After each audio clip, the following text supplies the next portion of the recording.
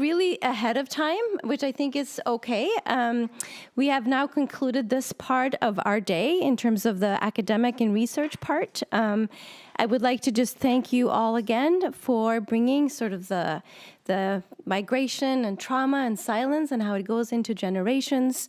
And Kurt Rice, how you're talking about allowing foreign researchers and what that brings to the country of Norway in specifically, but then also talking about the borders in terms of what borders are we seeing, what are we allowing, and how do we really integrate and talk about those borders. And allowing us to know new people in the world. One example I want to just bring to your attention, I don't know if you've heard about this, but I think there is a library in Denmark that is now renting out people for an hour of conversation instead of a book. So you can actually go and you can rent a person for an hour for conversation. I think that is such a beautiful idea about getting to know each other.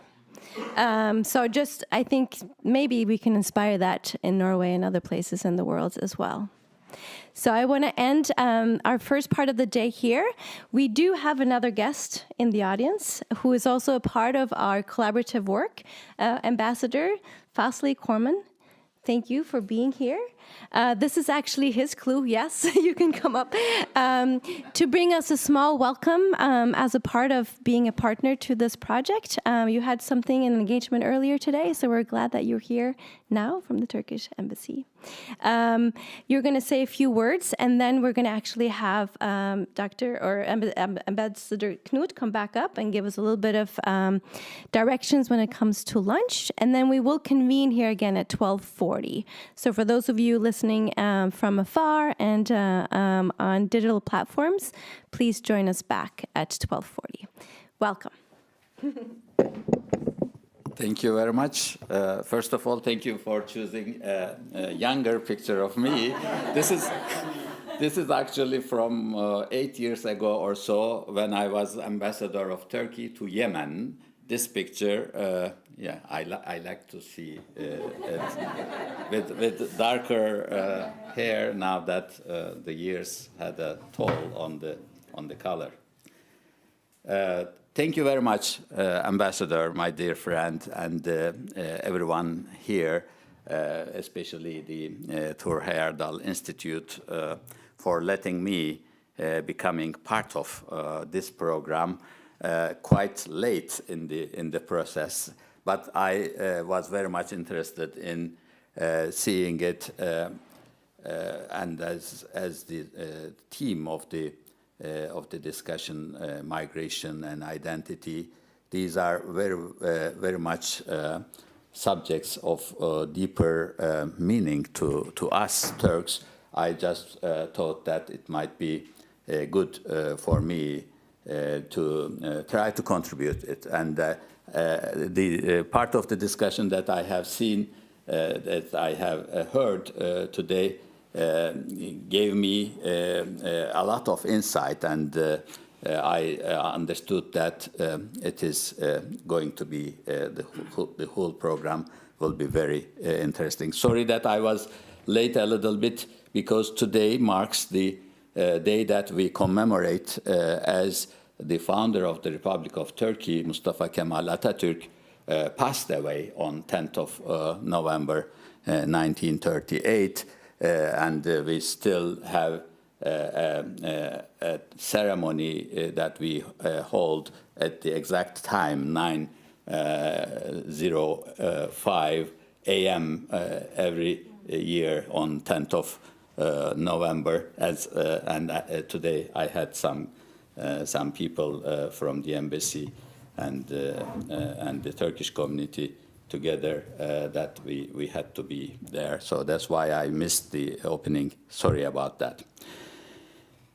For today's discussion, of course, I'm not an academic, and I would not be as eloquent as Professor Eriksen that put the identity, nation building, and many other concepts that are very much affecting our daily lives and our profession as diplomats, as ambassadors. But of course, we are functioning on a different line.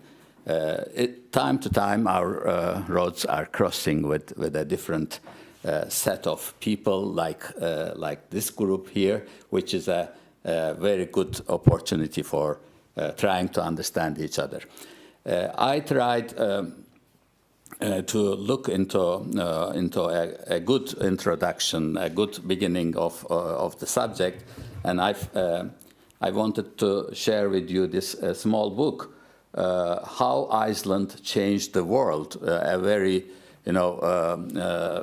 powerful title that actually struck my attention at the beginning. A powerful title with a small book, and coming from Iceland, a small island, was very interesting combination. And I will read you a sentence from this book that might be a good introduction to what we are going to discuss. This is about Edda, the Icelandic saga of creation and all the history that is told. He says that the Edda has 4 parts, a prologue and 3 books. The prologue describes the Nordic gods as human Trojan warriors who traveled to northern Europe after the fall of Troy.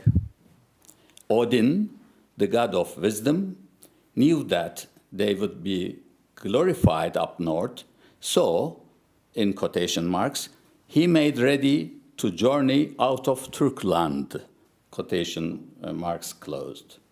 Namely, our most comprehensive account of the origins of Nordic mythology portrays Odin as a Turkish immigrant. So this this is a very, he takes up this lightly, or at least is able to make a joke about it, but it is indeed a very good portraying of who we are. We are all migrants at the root of something. If we go back enough, everyone will find something that connects each other in terms of migration and in terms of identity. Who am I to talk about this, the Turkish ambassador, a person of Turkish origin? Yes, we are very much involved in migration because we are a migrant nation ourselves. And the professor talked about nation building that changed a lot of things. Yes, indeed, it changed a lot of things. And we want to believe that the changes of nation building era are all positive. There are positive sides, but there are also things that we lost. And this is something that we know very well in Turkey. He mentioned some of the cities as cross-cutting places, meeting points, and obviously one of such cities in the world is Istanbul and the old Constantinople. There's even a song named Istanbul, not Constantinople, because of this old story of trying to make known that its name has been used as Turks. We use it as Istanbul, but the historic name is Constantinople. So this kind of cities are showing the deep roots of this mix that we are part of. And the Turkish nation is a very good example of this mix. While I was in New York before the years in Yemen, I was number 2 of the Turkish mission to the United Nations, and I took a time to attend a lecture in a university close to New York, and they asked me this question. What is the determinants of Turkish identity? And I tried to give an answer to that in 2 hours lecture. So I will not repeat that here. Of course, we don't have time and not necessary, but the main points of this, my attempt was this. I will try to give you the gist of it. Turks originated from Central Asia. So if you look at the identity of a Turkish person today in Anatolia, of today's Turkey, you would certainly find a Central Asian component. I was looking at this a little bit down as a modern looking, or not looking, modern aspiring person that had secular attitudes and an education in the secular establishments. I was looking at this component a little bit less than the others that I will come to. But later, just before coming to Norway, I was Director General for South Asia, and I had a chance to visit northern Afghanistan, where a mixture is very well visible there. Northern Afghanistan is the part where the proper Afghanistan mixes with the Turkic nations up in the north. And I saw people there who are, my father passed away. I could have missed as if the person is my father. So similar looking. So I realized that, yes, there should be a genetical connection, although we have been mixed with many others on the way over the centuries. I'm talking about a migration 10 centuries ago happened from Central Asia towards today's Turkey. And the second component of a Turkish identity is the heritage, the settlement that they found in Anatolia, which is in itself a very complex one, coming from the Hittites and the Phrygians, Lydians, and Greeks, Romans. I'm mixing the chronology. Sorry about that. I know that there are many professors here, so I should be very careful about making mistakes, not making mistakes.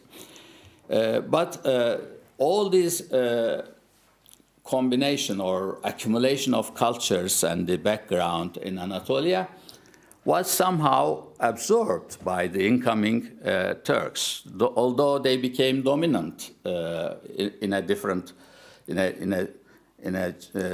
way. Most of the time, the migrants would try to integrate into the community that they came to, but in the Turkish migration case, because of the military dominance or maybe power of the incoming Turks in terms of military power, they got very, not so fast, but in a couple of centuries time, they got the dominance. But there was a process of absorbing and accepting whatever they found in Anatolia, and they somehow became something that may represent both cultures that are resident and settled in Anatolia and the culture that the Turks brought from Central Asia. So in any case, it is also part of today's Turkish culture. And the Turks, when they were migrating from Central Asia towards Anatolia, they were also exposed to Islam as a powerful religion that was on the rise, whereas the Turks in Central Asia were shamanists, and they were having a more primitive version of a religion compared to Islam as one of the three largest religions in the world. And they adopted Islam, and that also gave them a component, a dimension in their identity. And of course, over the time, which component was stronger in a single person or periodically depended on the conditions of the time and the conditions of the person. For the Ottomans, who established a large empire and ruled a very large area and had a very big impact on the history that we are talking about. European history had always an impact, not always very positively imagined or perceived by the European side, but it is there, that impact is there. For the Ottomans, in an interesting way, they were very balanced in keeping these components alive. For example, the Sultan who captured Istanbul, who took Istanbul, declared that he is also a Roman ruler or a Byzantium ruler just after getting the city. So instead of ignoring it or trying to destroy whatever was there, he just tried to embrace it and became part of it, so that it was his idea of the identity that includes also the Byzantium one. In Turkish language, it was called Rum. The whole west of Anatolia was called Rumeli, and he declared himself as the king of the Rumeli also. And when it came to the end of First World War, the destruction or dismantling of the Ottoman Empire, as you may know, from our perspective, it is like that. The First World War was mainly for the destruction of the Ottoman Empire and how it would be partitioned back to their components again. That was the main question in the First World War. And after the end of First World War, we entered into an era of nation building by what I mentioned, the founder of the Republic of Turkey, Mustafa Kemal Atatürk, after a war of independence, trying to clear out what is today's Turkey in terms of territory from the invading forces. He led a modern, Western-looking, secular Republic of Turkey, which can be a textbook case of nation-building attempt from top to down. It's a different story in other cases, but the Turkish one is a very interesting laboratory case because how it works, did it work, and it's a process that we are still working on, how we can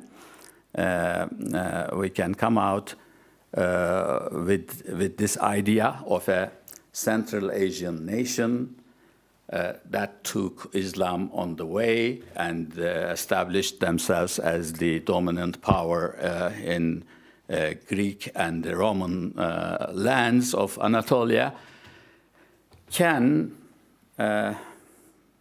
put themselves into the whole picture as a combination of all these three. And in today's Turkish culture, a typical Turkish person would be struggling to find the exact combination of these three elements in his or her identity. How much of Turkish ethnic background, how much of Anatolian culture, which opens up towards West and Europe, and how much of the Islamic identity that some of the persons would say, no, we are Muslims, and the other two is not so important. And there are some right parties in Turkey, rightist parties in Turkey, that would be only interested in the Islamic component, and there are some others that would be only interested in the nationalist component. But life is something that is always on the median line, and most of the Turks have a component in all this. Is it too long? That should I stop? Maybe a couple of minutes, and I. You're doing fine. Okay. There is one thing that I would like to bring to today's issues, the subject to today's issues. Professor was talking about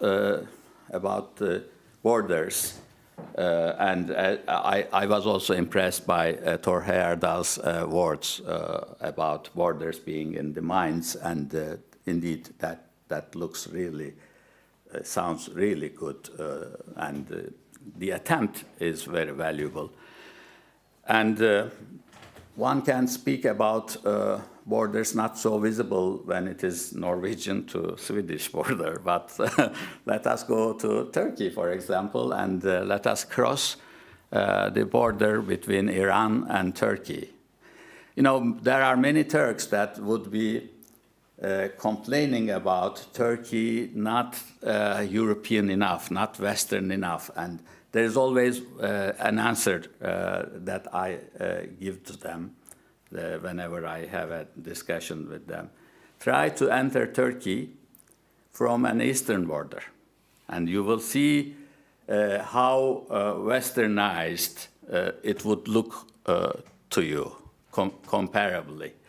If you pass a border from Greece or from Bulgaria or from the naval borders to Turkey, from west to east, then it may look like that you are entering into an Oriental country. But the other way around, when you do the same from east to west, then you may feel that this country is somewhere in between, and it might be interesting to note the differences. Of course, when you move onto Turkish cities towards the west, the difference will become more visible. And by the way, I cannot leave two cities' names from this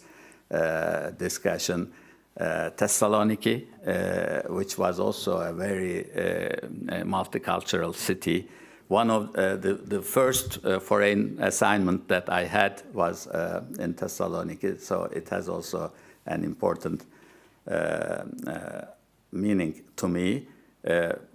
Plus, Atatürk was born in Thessaloniki, and he was also a kind of a mix background in terms of identity, which showed in his success later in life. And Izmir, Smyrna, as it is also known in the earlier. So these Istanbul, Izmir, and Thessaloniki was at three legs of the regional multicultural life of centuries in Turkey. So this border issue, let us come back to that, is of course very much visible in more dramatic crossings when you have it. I remember having a journey into Dominican Republic and Haiti, and that border, for example, is an interesting one that you can visibly see from a plane, because one side is full with the forests, and the other side deforested because of the difficulties that they had and they continue to have. So in some cases, the borders are so visible and so difficult to cross even that it brings us to the idea only maybe as an ideal one can look towards it. But Tur Heyerdahl is someone that I knew as a explorer, but I was really impressed by his connections, his ability to make connections among the cultures, and his ability to accept that we live in a diverse world, and when we look closer enough or deeper enough, we will always find something that would bind us rather than divide us. That should be, so it looks like a politician when I say this, but as diplomats, we generally function in the border lines of so many disciplines, and sometimes we also sound like politicians. I would like to finish my words here with one point that, if I don't do that, maybe my job will not be done well. In today's Turkey, migration issue is a big one because we host the largest number of migrants in the world in today's standing, according to the international statistics. The Syrians, 4 million Syrians are in Turkey. We cannot even register them as migrants as the international law dictates because of the obvious difficulty of doing it. Apart from that, many Afghans, many more are also coming after the recent issues in Afghanistan. So as Turks, we feel the migration issue. We have the effects of it from three different aspects or perspectives. We are migrants ourselves. We are an incoming country for migrants, and we also send a lot of migrants to Europe. As you know, in Germany, at least 2 million Turks are living, and many other European cities have always a Turkish quarter where you can find döner kebab and other delicacies.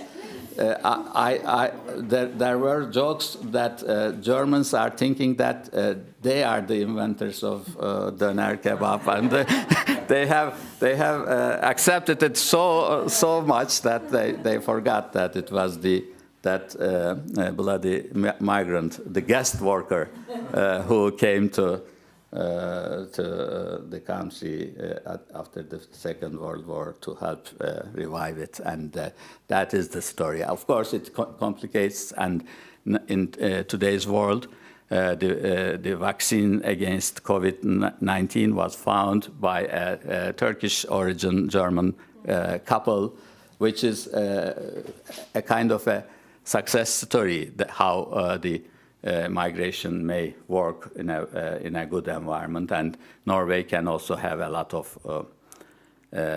of bragging about this ability of embracing the migrants. So in Turkey, we see the migration from identity point as a country that receives it, as a country that sends, and also as a country that is functioning as a transit. Sometimes that role is not very well liked in Europe because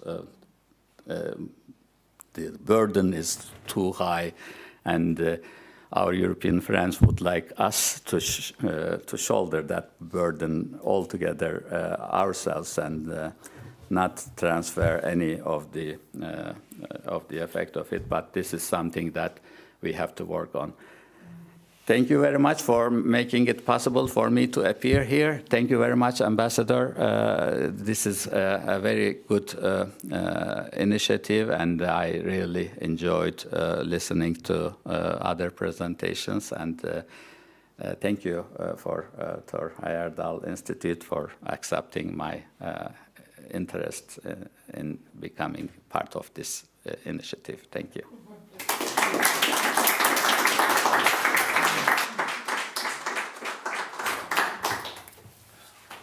Dear guests, dear colleagues, after listening so interesting speeches and noble ideas, so I am almost ashamed that now I give you some information about the food.